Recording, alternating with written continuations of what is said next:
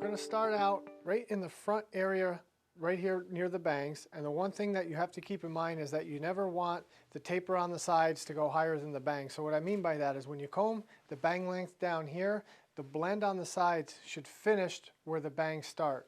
It should not be, the blend should not be up here around the round of the head and the bangs are longer.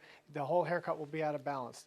So as I start in through this section here, this round of the head section, I want to make sure that the angle of my comb finishes out so that hair never gets into the comb.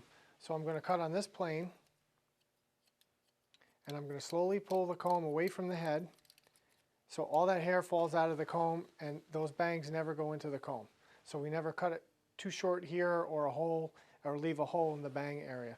So I'm not worried about any of this hair around here. That's the next section. The only thing I'm focusing on is one section at a time, starting with the top section and now the round of the head section. I'm using a large black comb. Another word for it is graduation, the hair from shorter to longer.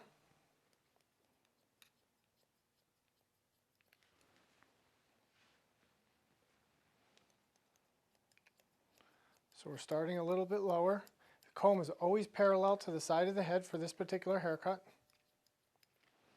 So you want to picture this angle in your mind. If this hair was long enough to pick up, like this, basically you have your bottom guide and then you have your previous guide that you left, and it's the hair in the middle that we're Now we're going to work on beginning the taper in the semi-finish area. And the semi-finish area is the 2 finger width, 1 to 2 finger width above the ears and around the outline of the haircut. So we're going to do that with a clipper over comb technique and an adjustable clipper. Now an adjustable clipper, we call it an adjustable clipper because it has a lever on it and you can open it and close it. I like to start out with it in the open position, which when you open it up, it extends the blade and it makes the actual length of the blade thicker. And what that does is it gives it a softer, more blended cut. So then we just go around the outline of the haircut. Now what I like to do here is I don't want to cut in to the area I already cut.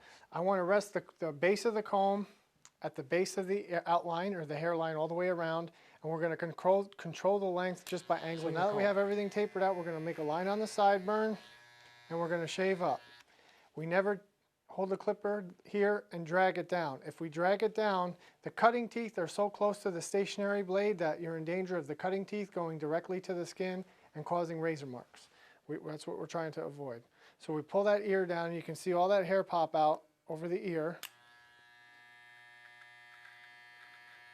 Now with these haircuts, a common request or complaint when your customer comes back is that the hair touched my ears too quick.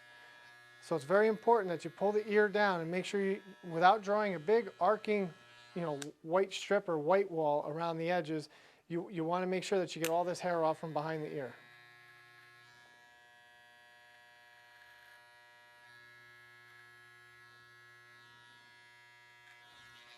And then while you're on the ear, what I do is I just put my thumb right in front of the ear and pull that part out, and if there's any little bit of a fuzz in the ear, you can get in and grab any bit of that little bit of fuzz, and then you just run the clipper blade over the rim of the ear.